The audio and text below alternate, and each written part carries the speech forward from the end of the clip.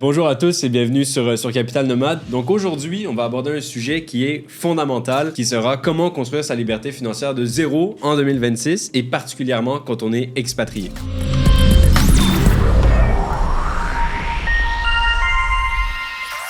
Que vous vivez à Dubaï, en Asie, en Europe ou ailleurs, les réalités sont souvent les mêmes. On a peu ou pas de système de retraite, on a souvent une mobilité internationale qui est constante, on a des règles fiscales qui peuvent changer également, et surtout, on a la responsabilité totale de bâtir notre avenir financier. Et aujourd'hui, je prends le temps de faire cette vidéo parce que, à travers toutes les rencontres clients que j'ai pu avoir, j'ai remarqué un schéma qui revient extrêmement souvent chez les expats. La majorité d'entre nous avons quitté notre pays d'origine pour aller chercher une meilleure qualité de vie, des meilleurs revenus, de meilleures opportunités. Et une fois sur place, la bonne nouvelle, c'est que très souvent, ces objectifs sont atteints. C'est-à-dire qu'on a un meilleur revenu, on a une meilleure capacité d'épargne. Et paradoxalement, c'est là que les problèmes commencent, car c'est souvent là que beaucoup d'expatriés se retrouvent bloqués. On gagne mieux sa vie, on est capable de mettre plus d'argent de côté à la fin du mois, mais on est complètement livré à soi-même. Peu et souvent, on a peu ou pas d'éducation financière, on n'a pas forcément de cadre clair et pas forcément de méthode claire pour bâtir un patrimoine sur le long terme. Donc souvent, le résultat, c'est que beaucoup de personnes restent figées, décident de ne pas passer à l'action ou prennent tout simplement de mauvaises décisions par, encore une fois, manque de connaissances ou manque de planification. Et c'est précisément pourquoi j'ai décidé de faire cette vidéo aujourd'hui. L'objectif, c'est vraiment de vous expliquer les 5 grandes étapes concrètes que vous pouvez mettre en place demain matin pour finalement vous construire votre propre système d'investissement, vraiment reprendre le contrôle de votre situation financière et surtout éviter plusieurs erreurs que font en général les expatriés qui viennent d'arriver. Donc l'objectif ici est très simple, c'est qu'à la fin de cette vidéo, vous ayez une vision claire et surtout des tips qui sont applicables directement pour commencer dès aujourd'hui à vraiment bâtir votre liberté financière et surtout tirer pleinement parti de l'année 2026 qui vient tout juste de commencer. Donc, let's go. Ici, l'étape fondamentale, l'étape numéro 1 pour vraiment commencer à construire sa liberté financière, en fait, le plus important, c'est de partir sur des bases solides. C'est vraiment de faire finalement un audit clair de notre situation actuelle. Et maintenant, concrètement, qu'est-ce que ça veut dire? Ça veut dire de prendre le temps d'avoir une vision globale et honnête de vos revenus, vos dépenses, votre capacité d'épargne, votre épargne actuelle, vos dettes, vos actifs, vos comptes bancaires, etc., l'immobilier que vous pouvez avoir. Mais en gros, l'objectif, c'est d'avoir vraiment une photo complète de votre patrimoine aujourd'hui. Et pourquoi c'est essentiel? En fait, la réalité est très très simple. On peut tout simplement pas optimiser ce qu'on ne comprend pas. Donc avant même de penser à investir, avant de parler de rendement, de bourse, de crypto, essayer de deviner qu'est-ce qui va jumper cette année, il faut absolument sortir de cette zone grise où on ne sait pas exactement où est-ce qu'on en est. Donc ça, c'est vraiment l'étape fondamentale, comprendre où est-ce que vous en êtes aujourd'hui. Et le gros problème que les gens rencontrent, c'est qu'ils veulent passer à la dernière étape avant même d'avoir fait la base. Et la base, encore une fois, c'est comprendre où est-ce que tu en es aujourd'hui afin d'adapter ta stratégie à ta réalité actuelle. Donc, la vraie première action à poser, c'est pas d'ouvrir un nouveau compte et de se mettre à investir en achetant la première action qui passe, la première crypto qui passe, c'est de faire un audit sérieux de ta situation actuelle. Donc, l'objectif de cette première étape, encore une fois, c'est comprendre clairement ton point de départ, savoir où est-ce que tu en es aujourd'hui. Et pour pouvoir ensuite construire une stratégie qui est cohérente et efficace et surtout qui est durable sur le long terme. On n'essaie pas de chercher les 150% et devenir riche demain matin. On veut un plan durable, cohérent, qui va finalement nous aider à bâtir un vrai patrimoine sur le long terme. Bon. Et ici, c'est un point qui est très difficile pour moi également, je vais être honnête. C'est un point clé à vraiment ne pas négliger pour construire son patrimoine, c'est le budget. On doit avoir un budget et l'objectif de comprendre et de faire ce budget, justement, c'est de comprendre vos revenus, vos dépenses, votre vraie capacité d'épargne. Et ici, en faisant un budget, l'objectif, c'est pas seulement d'avoir une vision claire de votre situation, de vos revenus, de vos dépenses, même si principalement ça l'est, mais c'est surtout pour être capable de planifier. Parce que finalement, sans avoir cette vision, cette compréhension de votre situation, on va tout simplement pas savoir exactement où est-ce que votre argent vient, où est-ce que votre argent va, pour pouvoir finalement optimiser ensuite de ça votre budget actuel et maîtriser correctement vos dépenses. Donc finalement, le moment où vous faites l'audit de votre situation, c'est finalement le moment idéal pour établir un budget. Et surtout, la chose que moi également j'ai pris du temps à comprendre, c'est qu'un budget, c'est pas une contrainte, c'est vraiment un outil de liberté. C'est en gros ce qui va vous permettre de comprendre exactement où part votre argent, ce qui va vous permettre d'identifier vos dépenses inutiles et vos dépenses excessives et comprendre où vous allez pouvoir économiser sans forcément impacter votre qualité de vie. L'objectif ici, encore une fois, c'est de dégager du capital pour finalement épargner et investir intelligemment. La majorité des gens, en vrai, ne se posent jamais pour analyser leurs dépenses. Et c'est exactement pour ça que le budget, c'est aussi puissant. C'est tout simplement car c'est ce qui va vous permettre de vraiment reprendre le contrôle de votre situation financière. Je vais parler d'expérience personnelle. Je peux vous garantir que quand je repasse dans mon propre budget, dans nos dépenses avec mon frère, parfois ça fait peur et ça nous met une claque. Un petit peu de combien on dépense et dans quoi, parce qu'on se rend compte en fait que voilà, il y a beaucoup d'argent qui part dans des choses un peu futiles. Et surtout, une fois que voilà, je sais ce que j'ai fait avec mon argent, c'est là où je suis capable de reprendre le contrôle, de me dire ok, là, clairement, c'était pas très intelligent, je vais pouvoir couper et éventuellement réallouer ce capital dans des investissements ou autre chose qui est juste plus intelligent que commander Uber 3 fois par semaine. Et surtout maintenant, une fois qu'on a compris ce qu'on fait avec notre argent, c'est là qu'on peut reprendre le contrôle. Donc c'est vraiment pour ça que c'est l'étape 1 et la base fondamentale pour commencer à vous bâtir finalement un patrimoine solide sur le long terme, commencer à bâtir cette liberté financière. C'est vraiment le budget et faire un audit complet finalement de votre situation afin de pouvoir planifier le futur. Donc pour conclure, l'étape 1 ici, l'objectif principal, c'est d'avoir fait un audit clair, comprendre exactement votre situation d'aujourd'hui et d'avoir finalement une visibilité des mois qui sont à venir au niveau de votre budget pour réussir à planifier.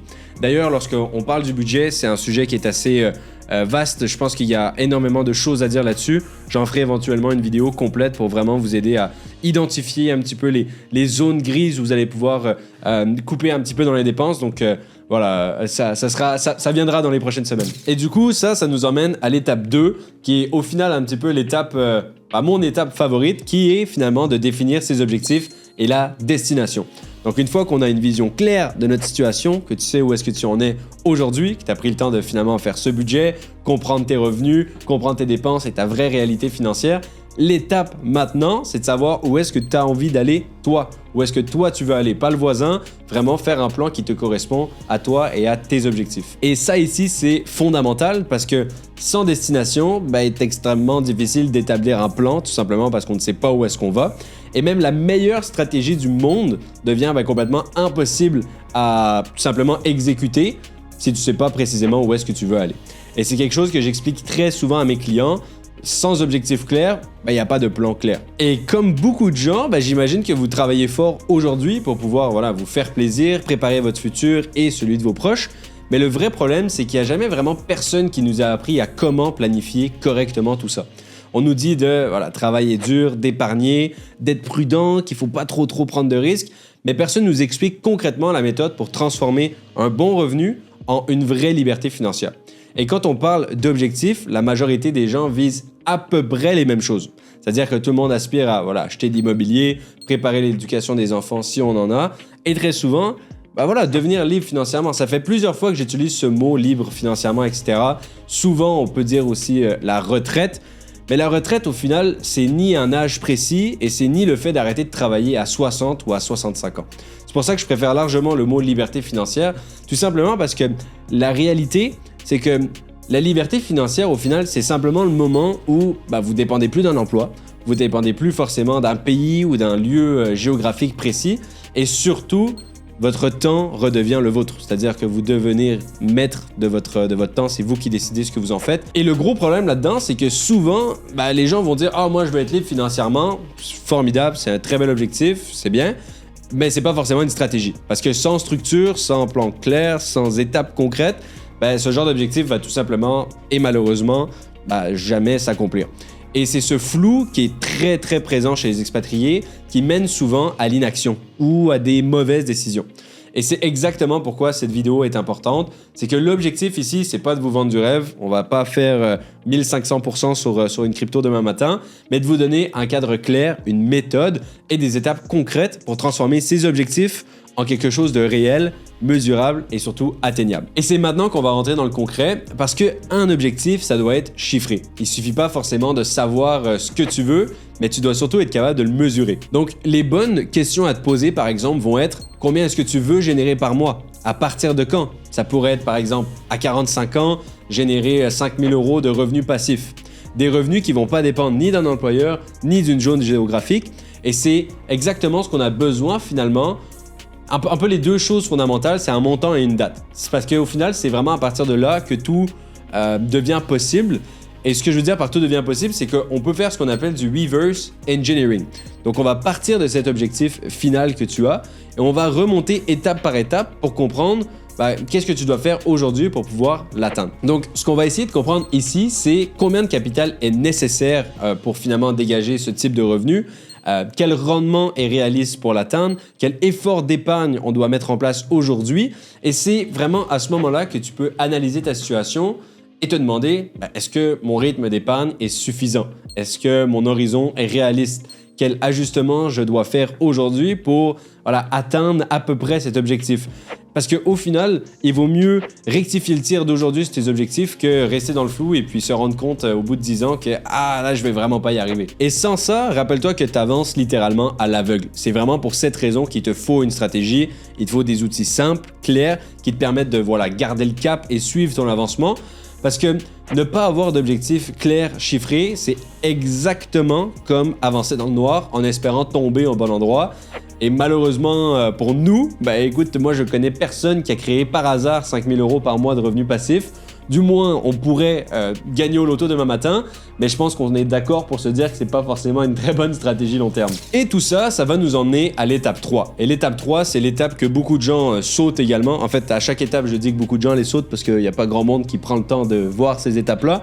Mais tout ça pour dire que cette étape, c'est de construire votre matelas de sécurité. Ça va être extrêmement important que vous ayez mis un minimum d'argent de côté. En général, on parle de 3 à 6 mois de salaire de côté pour pouvoir, avant de finalement penser à commencer à investir. Ce matelas de sécurité est autant important parce que c'est ce qui va te permettre d'éviter le chaos. Il va te protéger des imprévus. Donc, on sait que on peut perdre ou changer de contrat, on peut avoir un problème de visa, il peut y avoir des urgences médicales, on peut retourner dans notre pays d'origine un petit peu comme par imprévu.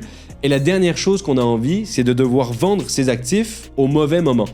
Donc, imagine un petit peu la situation. Tu commences à investir et boum, les marchés corrigent. Au même moment, ton fils vient de se casser une jambe et tu as besoin de 10 000 $. Donc là, sans matelas de sécurité, t'as pas le choix, tu dois vendre tes actifs à perdre simplement pour faire face à cette urgence. Et là, tout le travail que tu avais commencé à construire est quasiment effacé et c'est absolument ça qu'on veut éviter. Donc avoir 3 à 6 mois de dépenses, c'est pas une technique, c'est pas une stratégie, c'est une obligation. C'est pas non plus être trop prudent, c'est juste nécessaire avant de commencer à investir et surtout quand on est expatrié, car encore une fois, il peut y arriver énormément de choses qui va finalement nous demander de dépenser de l'argent et qu'on n'avait pas prévu. Ce qui nous amène à maintenant, 3 à 6 mois plus tard, si on n'avait pas déjà la somme en question. Une fois qu'on a ce matelas de sécurité, qu'on sait que si jamais il y a un choc, on peut l'absorber sans paniquer, qu'on ne sera pas obligé de toucher à nos investissements, à ce moment-là, on peut passer sereinement à l'étape suivante et commencer à investir avec une vraie stratégie.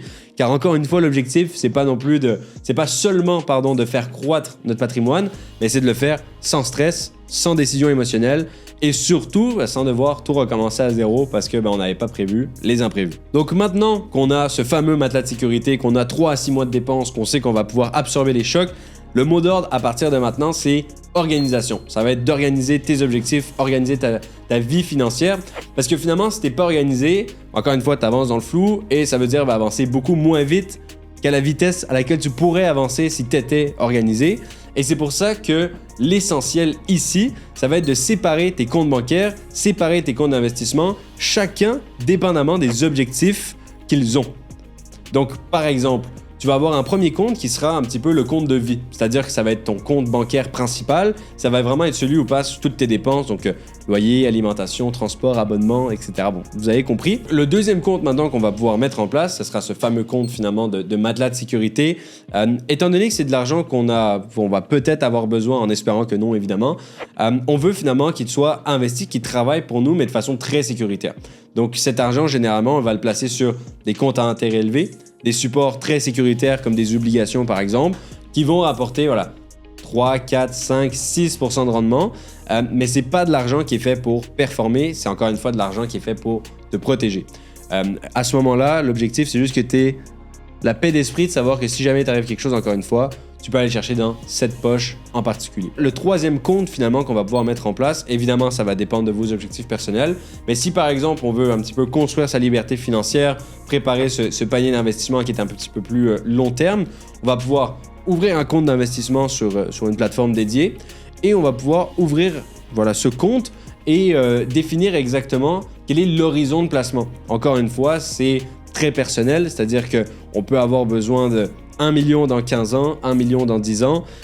Ici, ce qui est vraiment important, c'est l'horizon, tout simplement parce que les véhicules financiers que vous allez utiliser vont être très différents si c'est 5, 10, 15 ans, 20 ans. D'horizon de placement que vous avez devant vous. Et évidemment, ensuite de ça, lorsque vous allez ouvrir ces comptes finalement sur cette plateforme d'investissement, vous allez potentiellement avoir d'autres objectifs. C'est-à-dire, encore une fois, on a parlé de planifier l'éducation des enfants, planifier l'achat de biens immobiliers. À chaque fois, la métrique qui est vraiment à comprendre ici, c'est quand est-ce que vous allez avoir besoin de cet argent. Parce qu'en fait, l'horizon va dicter finalement le niveau de risque que vous allez prendre avec cet argent et le type de véhicules financiers que vous allez utiliser. Encore une fois, je me répète un peu, mais c'est vraiment primordial pour vous de comprendre ces principes parce que j'ai vu un nombre incalculable de fois des gens qui ont besoin de leur liquidité dans 5 ans et qui investissent dans des actions de tech, de croissance, dans Microsoft, Nvidia, Tesla, etc.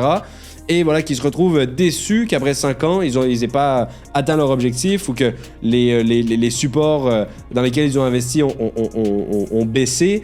C'est tout simplement, c'est pas de la faute des marchés encore une fois, c'est vraiment de votre faute à vous, tout simplement parce que c'était pas les bons véhicules financiers que vous avez choisis. Ce qui va vraiment faire que ce système va avoir beaucoup de succès, c'est l'automatisation. C'est en fait le plus gros avantage de ce système, c'est ce qui va te permettre d'automatiser directement ton épargne. Évidemment, ce serait complètement vous mentir de vous dire que j'ai une discipline de faire tous les mois, je sais exactement que j'ai 500 € qui partent dans ce compte, 1000 € qui se partent dans ce compte, 2000 € qui partent dans ce compte pour de l'investissement. Si ce n'était pas automatisé, grande chance que j'oublie de le faire, car on est humain, c'est tout à fait normal. Donc, en début de mois, lorsque vous allez commencer à travailler votre stratégie et que tout ça c'est fait, le plus important, c'est de mettre ces automatisations en place pour que ça puisse travailler dans le background, que vous pouvez être en vacances, vous pouvez être... peu importe ce que vous êtes en train de faire, vous n'avez plus forcément de activement penser à faire ces actions. Le but de l'automatisation, évidemment, c'est que l'argent, l'épargne que vous avez parte automatiquement dans les bonnes poches qui ont, eux, les bons véhicules financiers. Et encore une fois, c'est toute une question un petit peu de setup, c'est-à-dire qu'au début, oui, certes, ça va vous prendre un petit peu de temps pour ouvrir le compte d'investissement, mettre un petit peu toute la structure en place, mais une fois que c'est fait, que vous avez 20% de votre épargne qui part pour l'éducation des enfants, 20% qui part pour l'immobilier, 60% qui part pour le compte de liberté financière. Une fois que c'est fait, c'est fait. C'est-à-dire que vous n'avez pas besoin de regarder ça tous les jours. D'ailleurs, très déconseillé de regarder ça tous les jours parce que les marchés boursiers, c'est pas tout ça vers qui fait que monter tout le temps. C'est aussi finalement des baisses, des hausses, etc. Donc, le fait de ne pas regarder tous les jours va grandement améliorer votre mental pour encaisser les potentielles baisses. Donc, pour terminer, j'espère que cette partie d'organisation financière vous a bien aidé. Encore une fois, c'est un exercice que vous devez prendre le temps de faire. En amont, évidemment, il faut avoir clarifié ses propres objectifs. Mais l'objectif, je dis beaucoup de fois objectif, mais c'est très important, c'est de passer du flou à la clarté, de la motivation à la discipline. Et en plus de ça, c'est de la discipline qui est automatisée, c'est-à-dire que vous avez fait l'effort une fois, et après, l'effort se fait, mais sans que vous refaites un effort si ça fait du sens. Et vraiment de clarifier finalement cette intention d'être libre financièrement à une exécution. Parce que finalement, en finance, ce qui est réellement rémunérateur, c'est pas les belles paroles, c'est de prendre action. Et tout ça, finalement, ça nous emmène à la dernière étape, c'est d'investir intelligemment. Encore une fois, il n'y a personne ici qui va devenir trader de stock ou de crypto. L'objectif, c'est d'avoir un système qui travaille dans le background. Je pense qu'avec tous les professionnels que j'ai pu rencontrer ici aux Émirats ou ailleurs, la plupart des expats sont extrêmement occupés. C'est des gens qui ont des très bons postes. Donc, l'objectif, c'est d'avoir un système qui est construit, qui fonctionne dans le background sans forcément que vous ayez besoin de mettre des heures par jour. C'est vraiment 15 minutes par mois, je vous dirais, une fois que tout est vraiment bien mis en place. Donc, voilà. Ici, ce qu'on cherche à construire, c'est vraiment un portefeuille qu'on comprend, qu'on peut conserver sur le long terme, qui est encore une fois aligné avec nos objectifs, avec notre horizon de placement et surtout, aligné avec votre profil de risque également, c'est un peu évident et qui prend, encore une fois, pas beaucoup de temps à gérer. Donc, vraiment, ne pas mettre beaucoup de temps là-dessus. J'en ai déjà parlé, mais plus vous allez regarder votre portefeuille, plus ça va peut-être vous pousser à prendre des décisions émotionnelles à cause des baisses de marché, etc. potentielles. Donc vraiment, avoir quelque chose de solide qu'on sait finalement, qui va finalement bien performer sur le long terme, sans forcément qu'on ait besoin d'y mettre des heures dessus. Et une chose aussi fondamentale qui est à comprendre, c'est que le grand danger en investissement, c'est pas forcément la volatilité des marchés, qui est en fait plutôt saine et complètement normale, c'est d'investir dans des choses qu'on ne comprend pas. Et c'est justement pour ça que l'éducation financière, c'est essentiel et extrêmement important. Et je vous dis pas ça parce que je suis moi-même conseiller financier, c'est simplement la vérité. Tu dois comprendre finalement quels outils sont faits pour du court terme, lesquels sont adaptés pour du moyen terme, lesquels sont conçus finalement pour du long terme. Et si tu investis finalement sans savoir à quoi sert chaque support, chaque véhicule financier, clairement c'est du casino. Là, à ce moment-là, je suis d'accord pour dire que c'est du casino. Mais si tu arrives avec une stratégie, des connaissances, là, c'est plus du casino. Petite analogie, mais c'est exactement comme les outils dans la vie de tous les jours. C'est-à-dire qu'un marteau, c'est fait pour taper des clous. Un tournevis, c'est fait pour tourner des vis. Et c'est finalement en utilisant les bons outils pour les bons objectifs que vous êtes sûr de ne pas vous planter. Donc maintenant, les grands piliers de l'investissement. Aujourd'hui, on va vraiment y aller très simplement. C'est pas une vidéo où on va parler de bourse ou quoi que ce soit. C'est vraiment simplement pour vous donner un petit peu les grandes lignes. Chaque stratégie d'investissement, finalement, elle va toujours avoir plusieurs supports, plusieurs grands paliers. Et encore une fois, ces mêmes supports vont correspondre à différents niveaux de risque, correspondent à différents horizons de placement. Et la première, finalement, c'est les obligations, ce qui est finalement de la dette gouvernementale ou de la dette d'entreprise. Et dans un portefeuille, finalement, la partie obligataire sera la partie sécuritaire de votre portefeuille. C'est-à-dire que c'est la partie qu'on va utiliser pour du court terme. Donc si on sait par exemple que c'est de l'argent qu'on a besoin dans 2-3 ans, c'est exactement ce type de support qu'on va utiliser, simplement parce que c'est pas volatile du tout. Et dans cette section ici, ce qu'on va viser, ce sera généralement entre 5 à 6% de rendement, ce qui est évidemment bien supérieur à juste laisser son argent dormir en cash. Donc, c'est des produits qui sont parfaitement adaptés, soit pour ce fameux matelas de sécurité, soit pour commencer à préparer et planifier finalement l'achat de votre bien immobilier. Car la vitesse à laquelle vous allez pouvoir accumuler, par exemple, de l'argent pour acheter un bien immobilier, vous avez besoin de 50 000 €. La vitesse à laquelle vous allez accumuler 50 000 € en mettant, disons, 1 000 € par mois de côté, versus le laisser en cash, versus l'investir dans des obligations qui vont faire 5-6%. Au début, là, on peut penser que c'est pas très impressionnant, mais ça va probablement raccourcir le temps demandé d'au moins 6 à 12 mois. Donc maintenant, ça nous amène finalement au pilier un petit peu plus long terme et finalement ce fameux facteur temps. Donc à l'inverse, un compte de retraite, un compte de liberté financière, on l'appelle comme on veut, l'horizon est beaucoup plus long et c'est beaucoup plus simple finalement parce que là, ici, on a un facteur temps qui va vraiment jouer en notre faveur. Donc si on n'a pas besoin de cet argent demain matin, on peut absorber la volatilité des marchés. Et c'est là, finalement, que les ETF, les grands indices boursiers comme le S&P 500, le MSCI, finalement, vont pouvoir avoir un rôle extrêmement important. Donc, l'objectif ici, c'est tout le temps de trouver des choses, des supports, des véhicules financiers qui sont de très grande qualité, qui sont très diversifiés, qui vont être robustes sur le long terme et qui vont te permettre, finalement, d'être exposé un petit peu à l'économie mondiale.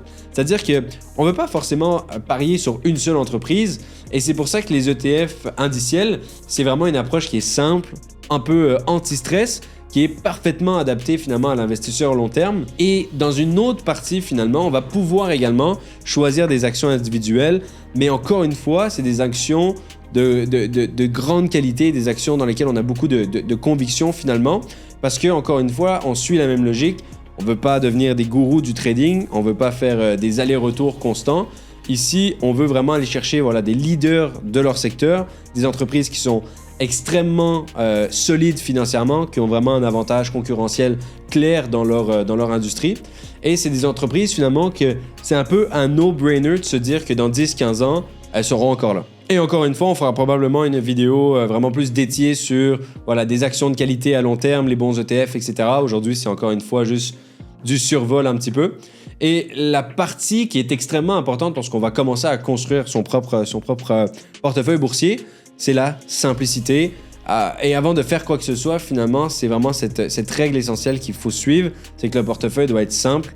On doit être capable de l'expliquer à un ami, à un proche, en quelques phrases. Et si votre portefeuille est trop compliqué, c'est généralement parce que il y a trop de positions, c'est pas forcément adapté à votre niveau de connaissance au niveau des marchés boursiers. Et clairement, en investissement, la complexité, c'est même pas un avantage. C'est-à-dire que la clarté, la discipline, le temps finira toujours par battre la sophistication. Et pour conclure ici, je veux absolument pas faire peur à personne, mais je pense que c'est primordial d'être honnête. Bâtir sa liberté financière en 2026, selon moi, c'est plus un luxe, c'est pas un nice to have, mais c'est vraiment devenu une nécessité. C'est-à-dire que on vit quand même dans des périodes où il y a un petit peu plus d'instabilité mondiale, c'est-à-dire qu'au niveau économique, niveau monétaire, niveau géopolitique, il y a de plus en plus de personnes qui réalisent que on veut pas vraiment dépendre d'un pays, d'un système, de promesses qui pourraient changer demain.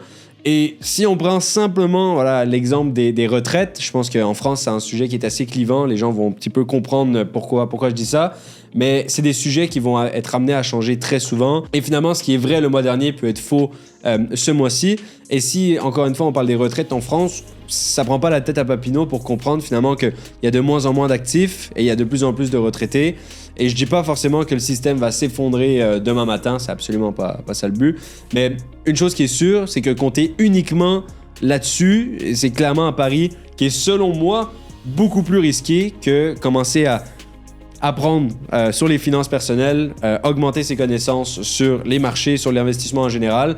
C'est vraiment un pari qui est, encore une fois, beaucoup moins risqué que rely et finalement espérer que le gouvernement va faire tout ça à notre place. Et une chose qui est super importante à comprendre, c'est que quand on parle de liberté financière, on parle pas forcément de devenir multimillionnaire. On n'a absolument pas besoin de 10 millions ou de 15 millions dans un compte pour prendre la retraite ou pour devenir libre financièrement. On parle surtout finalement de construire quelque chose qui ne va pas dépendre d'un employeur, d'une zone géographique ou d'un gouvernement. Et pour les expatriés, c'est une réalité qui est encore plus vraie parce que lorsqu'on quitte notre pays d'origine, ça fait de nous qu'on est complètement responsable vraiment à 100% de bâtir son avenir financier. Et souvent, on a moins de protection sociale, on dépend parfois plus d'un visa, d'un contrat de travail. Et en contrepartie, on a quelque chose de très précieux, c'est une fiscalité qui est beaucoup plus avantageuse, que ce soit au Moyen-Orient ou ailleurs. Pour quelqu'un venant de France ou du Canada, les opportunités sont réelles ici au Moyen-Orient et dans d'autres pays, j'en suis convaincu. Donc, une fois qu'on a ces opportunités dans les mains, le vrai risque, c'est tout simplement de ne pas agir et c'est de rien faire, de ne pas en profiter. Donc, construire pour soi, pas attendre, sans même parler de l'augmentation du coût de la vie et de l'inflation, etc. Une chose devient évidente, c'est d'être capable de générer ses propres revenus, être autonome financièrement, ne pas dépendre encore une fois d'une retraite qui vient d'un État. C'est plus un nice to have, mais c'est une forme de sécurité personnelle. C'est vraiment un peu devenu une obligation. Et si t'as pas envie forcément d'attendre 60 ou 65 ans, parfois évidemment en moins bonne forme, et que t'as envie finalement de construire quelque chose pour commencer à ralentir et profiter de la vie avec ta vision le plus tôt possible, il faut finalement commencer à mettre ces stratégies en place et avoir une idée claire sur comment on va réussir à bâtir tout ça. Et la chose qui est importante, surtout maintenant, c'est de commencer maintenant. C'est pas forcément d'attendre demain ou dans une semaine. C'est très très simple de se trouver des excuses du type quand je gagnerai plus, quand ma situation sera plus claire. La liberté financière, c'est quelque chose qui se construit progressivement. Ça va pas venir à pas se construire en 2 ans. À part si on gagne au loto, mais encore une fois, c'est pas forcément une stratégie. Ça se construit avec des systèmes simples, de la discipline et du temps. Et finalement, plus on commence tôt, plus ce chemin devient accessible et surtout atteignable. Donc voilà, j'espère sincèrement que cette vidéo vous a été utile, que vous allez pouvoir repartir un petit peu avec les 5 grandes étapes pour correctement commencer à structurer votre vie financière. Et l'objectif ici, c'est pas de tout vous expliquer d'un seul coup. Vous pourrez vraiment aller plus en détail dans d'éventuelles prochaines vidéos.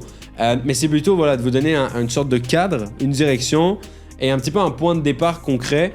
C'est 5 étapes qui sont assez facilement actionnables, simplement que vous puissiez comprendre un petit peu le concept. Sincèrement, je pense qu'en ce début d'année, on peut commencer l'année avec plein de résolutions, mais celle de reprendre le contrôle de ses finances, c'est probablement un des meilleurs investissements que vous allez pouvoir faire en vous-même et pour vos proches d'ailleurs. Donc 2026, je le sais que ce sera une année qui sera pleine d'opportunités et ces opportunités finalement, elles se transforment en résultat que s'il y a une stratégie derrière. Donc si cette vidéo vous a apporté quelconque valeur, n'hésitez pas à liker, à la partager et puis au plaisir de vous revoir sous peu pour d'autres vidéos. Ciao ciao!